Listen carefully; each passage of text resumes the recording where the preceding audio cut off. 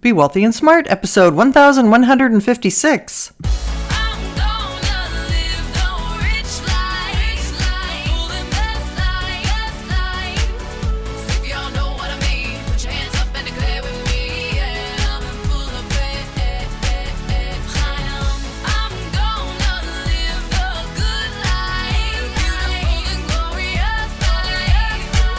Step into a world of wealth and financial freedom without budgets, boredom, or bosses on Be Wealthy and Smart. And now, here's your host, Linda P. Jones. Welcome to Be Wealthy and Smart. I'm Linda P. Jones, America's Wealth Mentor, empowering women and men worldwide to financial freedom. On today's show, we're going to talk about how much money each generation saved in 2022.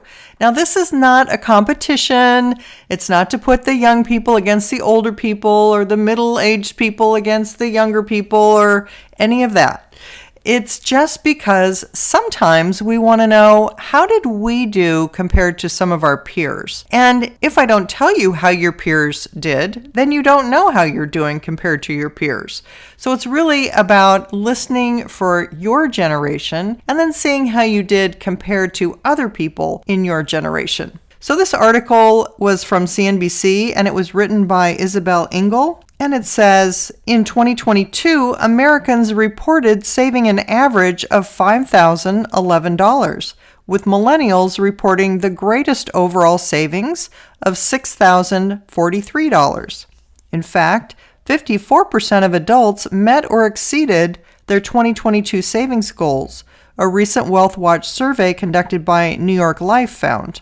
The survey profiled 4,410 Americans on their annual savings, financial concerns, debts, and 2023 financial goals. Last year's savings patterns mirrored those of 2021 as young adults continued to navigate the impacts of the COVID-19 pandemic and the potentially impending recession, Suzanne Schmidt, head of financial wellness of New York Life, tells CNBC Make It. In light of the past 3 years, Americans are working to tackle student loan and credit card debts while still planning for their future. Particularly for the younger generations of millennials and Gen Z, instabilities are taking adults into a different place in terms of how they're thinking about managing their current lifestyle, Schmidt says. Americans' savings and debt balances differed across generations according to the survey. Let's break down the data. First, Generation Z. Generation Z, which is ages 11 to 26, reported the highest 2023 savings goals and second highest overall savings, according to the survey. Gen Z adults saved $5,833.17 overall in 2022. Additionally, they reported aiming to save an average of $13,881.77 in the upcoming year. Gen Zers are also aiming to retire at 59, the lowest average age of any generation. Gen Z adults are more savings-focused for several reasons, Schmidt says. Having grown up very close to older relatives, including silent generation grandparents and great-grandparents who experienced economic hardship, Gen Z has seen firsthand the impact of poor financial management in economic crises.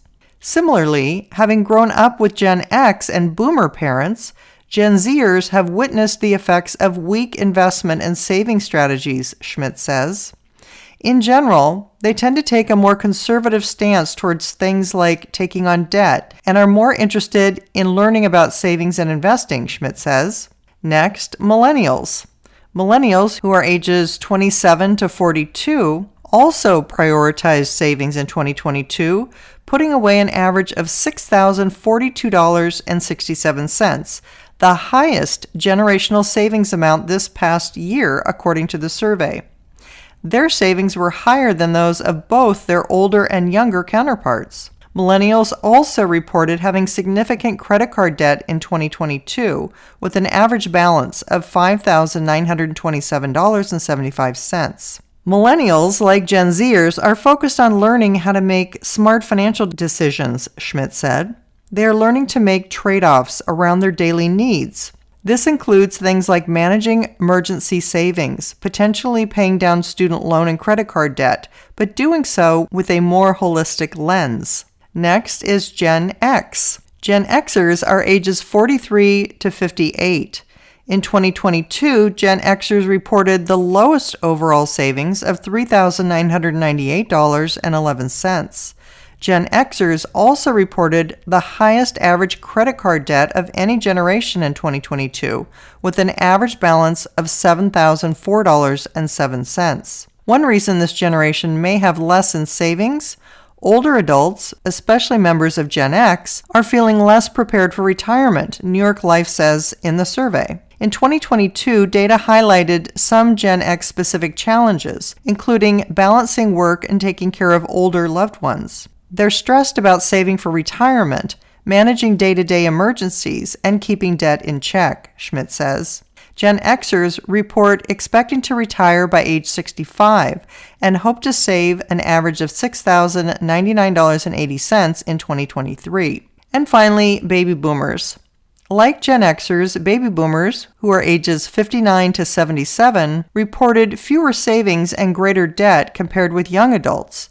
Boomers reported saving an average of $4,498.52 in 2022. Boomers also reported an average of $6,784.64 in credit card debt, slightly lower than that of their Gen X counterparts. As indicated by the survey results, boomers seem to feel more financially secure than younger adults in 2022, yet they also report the lowest average savings goal of $4,942.46 for 2023. But ultimately, boomers and older adults are looking to mitigate debt and increase savings going forward, Schmidt says.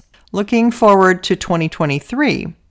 In the coming year, Americans overall want to continue to bolster their investment portfolios and financial positions. Many adults, 41% of those surveyed, hope to focus on financial basics in 2023, with emergency savings being a top priority. The most common 2023 financial goals include building emergency funds, 46%, being on track to retire at a desired age, 38%, and paying off credit card debt, 37%, according to New York Life.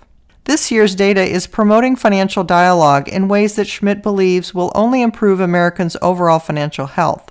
I think what's incredibly heartening, despite some of the focus on things like paying down debt, particularly among millennials, Gen Z, and even to some extent Gen X, is that there is a destigmatization of debt, emergency savings, and even income-related conversations, Schmidt says. End of article. Well, I think that was very interesting, and I'm glad to hear that people want to focus on basics. I think when there is a time of more financial crisis like we've experienced last year, getting back to basics makes a lot of sense. Looking at your income and spending, paying down debt, saving more, contributing to your retirement plan. These are all things that make a lot of sense. What's really interesting in this study is that there was no discussion about credit scores.